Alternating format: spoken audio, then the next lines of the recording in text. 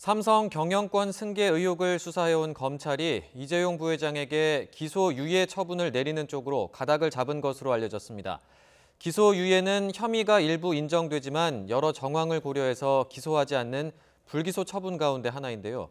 앞서 이 부회장의 수사 중단과 불기소를 권고한 수사심의위원회 결정을 사실상 받아들이는 것으로 해석됩니다. 박석영 기자가 단독 보도합니다.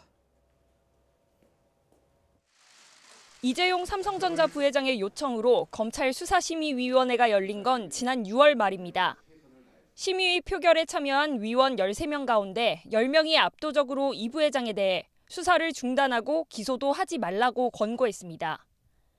당시 검찰은 그동안의 수사 결과와 수사심의위 의견을 종합해 최종 처분을 검토하겠다는 짤막한 입장만 밝힌 뒤 한 달 넘게 고심을 거듭해왔습니다.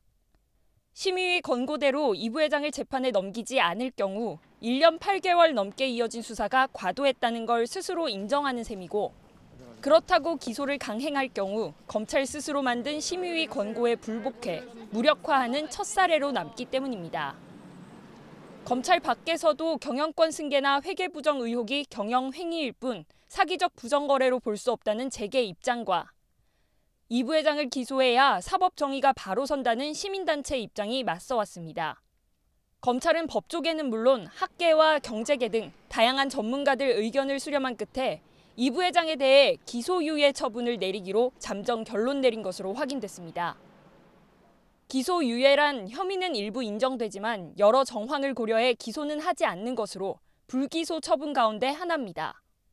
불기소 처분을 권고한 수사심의위의 결정을 따르면서도 무혐의 처분은 내리지 않아 수사에 대한 정당성도 훼손하지 않으려는 취지로 해석됩니다.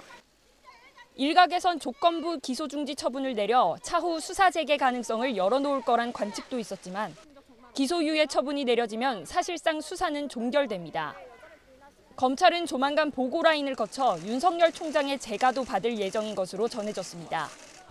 큰 폭의 검사장급 인사에 이어 검찰 중간 간부 인사도 예정된 만큼 이재용 부회장에 대한 사건 처리는 조만간 마무리 절차를 밟게 될 전망입니다.